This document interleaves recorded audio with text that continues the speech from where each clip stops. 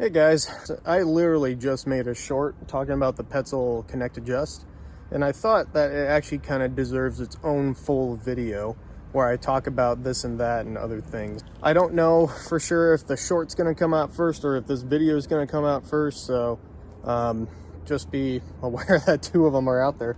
But I wanted to talk a bit about kind of these contraptions in general. And what I'd like to do is go a little bit into the history, because I remember when they first came out with these things, and this is like the second version because they have a cooler color of rope.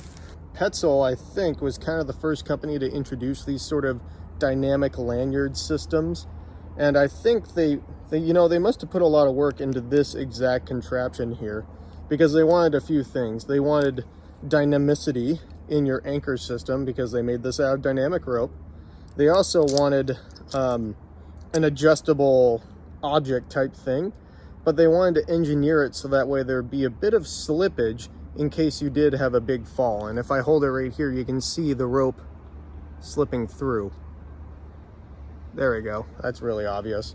So it's clear that they put a lot of work and design into this contraption right here. So far, this is my favorite of the dynamic lanyard systems out there.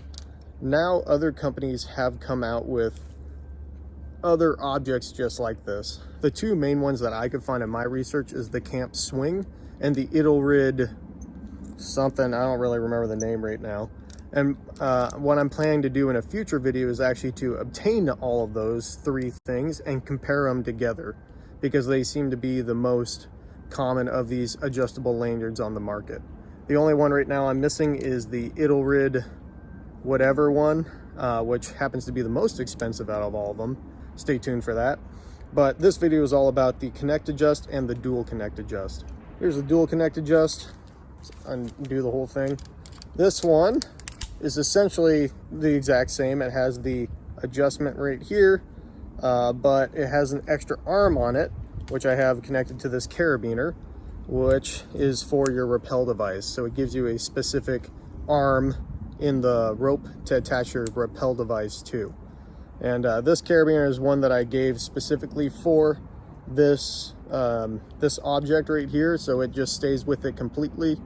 And they even have this little rubber gasket right here to hold the carabiner into the rope. I could rip this carabiner off. Here we go. So this is how it comes from the factory right here.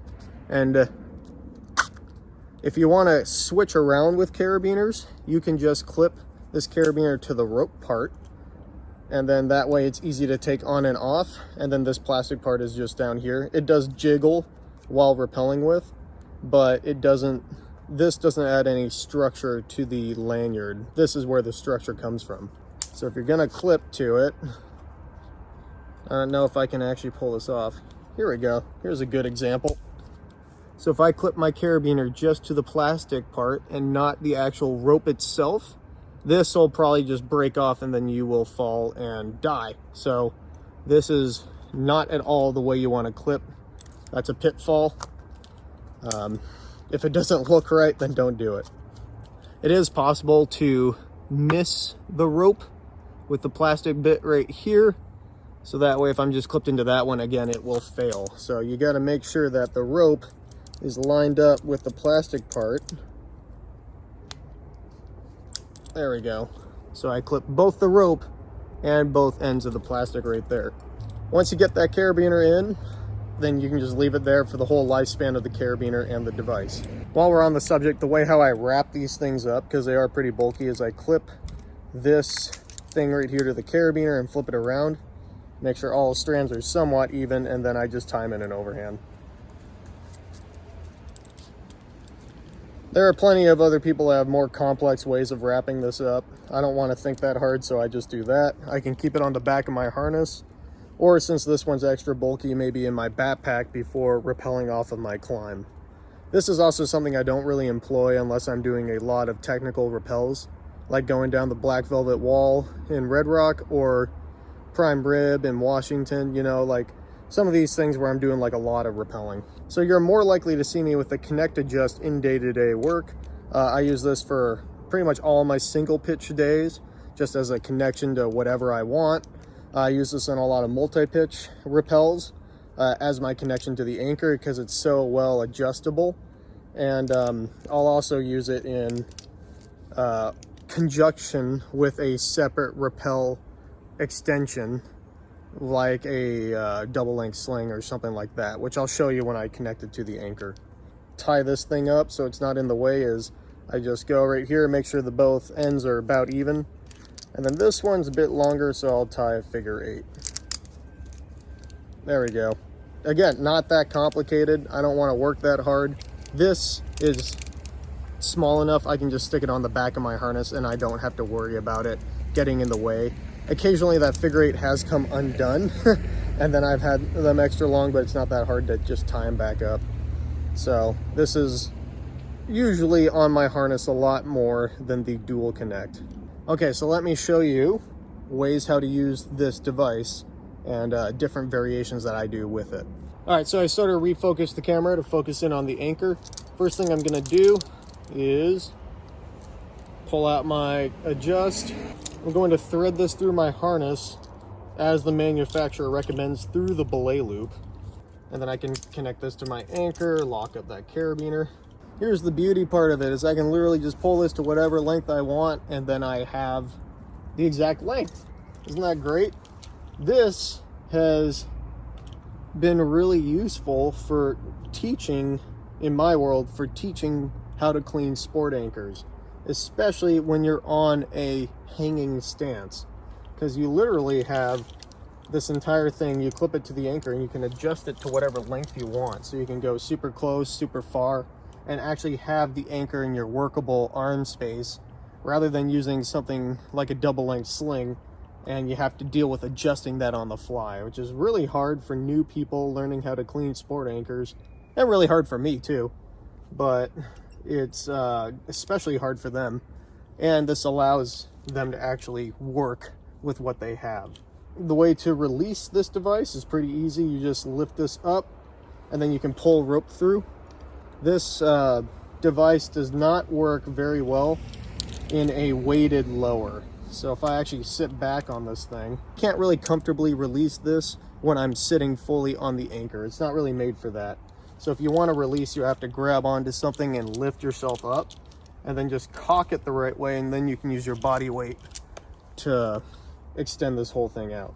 Let's add in the dual connect adjust now, just so I can talk about that real fast. Again, I have my one locker that lives on here, and then this one I need to add a locker. Just fine, I carry enough lockers with me that that's just part of the game. Attach that to the anchor just the same, and I can sit down in it. And then now I have an extra carabiner right here that I can just plug this ATC on, or whatever I want, and then use that as my rappel extension. So other than that, everything works the same. You cock this one way, you slide it out, you have adjustment. I personally see this device as more of a multi-pitch tool because of the designated arms. It's something that I'm personally more likely to use in multi-pitch world. But if you just want to buy one, then you can buy this and use it for single pitch cleaning anchors and also for multi-pitch climbing. So here I have an example of this dual connect adjust in use. I have my rope set up for rappelling right here. I'm connected with my connect on the anchor, and I can rig up my whole rappel system.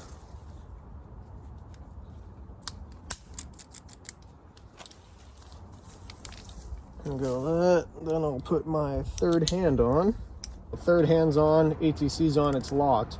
You can see that there's slack right here, right? So the advantage of any of these connect adjust systems or personal anchor systems is I can pull out rope here on my attachment and I can sit down, maybe move my third hand down a bit, and test my entire setup right here. Locked, both strands in, third hand on and working. That carabiner's locked while I'm still attached to the anchor.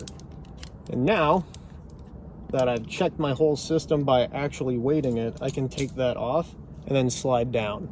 So that is where the two arms are quite nice, especially for someone who's new to this whole system or new to the transition of going from climbing to rappelling, is it allows you a little extra free time in there. One thing that's worth that I got to give them credit for is the fact that they made the arm here long enough to actually test out this system. Me personally, I kind of don't like how long this arm is. I feel like the ATC is sitting far away from me.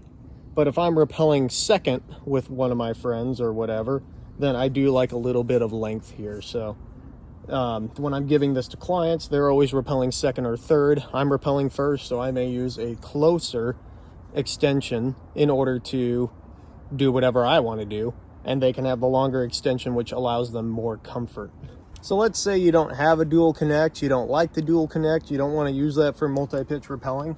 There are a few things you can do with the single connect adjust. One thing is the cheater deal, where you can just release pretty much all your slack, and then just off your harness, you tie a clove hitch. There we go. I can put my ATC on that. And now I have an extended ATC right here with my third hand on the belay loop. So here it's all rigged up. In this circumstance, I can get enough slack to actually test out this system right here to make sure it's good before I take myself off of the anchor. Once I take myself off of the anchor, I can clip this back to my belay loop too, and then I get a little bit of redundancy if I really care that much about it. And it works just fine as an extension going down. One thing that I really don't like is when I make it to my next rappel station and I clip in, and let's say it's like a hanging stance. So I pull this up and I break down the rest of my rappel here. Is now when I'm sitting on this anchor, this just sort of pinches the carabiner and makes it kind of annoying. Maybe it's something I would get used to, but I just don't really like the pinching and holding down the carabiner. That's just me personally. One thing I like to do if I'm using this in a multi-pitch rappel is pair it up with a locking quick draw underneath it on my belay loop right here, and I use that to connect to the rope, and then my third hand underneath that. But since I don't have a locker draw with me for this video, I'll go with a different extension that I've used before, which is the double length sling. I'm going to pass this, maybe for the sake of clarity, I'll keep passing it through my belay loop. I'll pass it through and then tie what I often refer to as my rope rescue extension, and I'll use a figure 8 just to take up a bit more space. So there you go, rope rescue extension. That's just what I call it. That's where I use this extension the most. And I'll just attach my ATC to that. So here I have a full rappel setup right here, but I still have the advantage of having this super adjustable chain connection to the anchor. But when I take this thing off, it's completely separate from everything, so I have as much reach as possible. And then I also have a fully redundant rappel tether, which if you care about, you know, that's a great thing, and a working third hand. When I get to my next anchor, I just clip in. I can transfer fully onto my new setup, and this is slack. I can even give myself some slack to make sure that I'm fully connected before taking this whole thing apart. So that's how often I will rappel with this sort of thing, is just having it on its own and then just like a separate extension. I pretty much always have some form of soft good on my harness while rock climbing that I can use as an extension. So I can use a single length sling, a quad, you know, and anything in between. Okay, so there's some demonstrations on the connect adjust and the dual connect adjust. Petzl is still making all these products and they're all really nice. I just wanted to talk about kind of different situations. But overall, I think they are solid pieces of equipment. I'm seeing them a lot more out in the field. And I know they've been out for like a bunch of years now, so this video is maybe a little late. But this is just a little bit about application of the two, you know? So you're most likely to see me using this specifically on multi-pitch climbs. Generally when I'm climbing with friends and they can be the first ones rappelling down, I'm all for that, you know? That way I just get a nice smooth ride down. I am starting to bring this out more during work on specific multi-pitch climbs where we're just rappelling all the way to the ground, but for the most part I give these to clients. The connect adjust is something that I use a bit more commonly in any terrain, single pitch or multi-pitch in those exact circumstances. This is a less specific device. It's a bit more versatile, and especially in single pitch terrain when I just clip myself in and out, do a blade rappel, do whatever I need. And I can easily transform it into a multi-pitch rappel extension type device, or just take some of the other materials that I'm going to have with me anyway and use that for my descent. So that's kind of how I like to use both of these. Stay tuned for a future video where I compare this and the Camp Swing and the Idelrid one, a few other of these sort of devices on the market, to sort of talk about pros and cons in each, and then probably pick my favorite. So I'm not sure when that video is going to come out yet, but it'll happen eventually. They all happen eventually. Let me know what you think about these two things in the comments, and other weird applications you may want to do with them.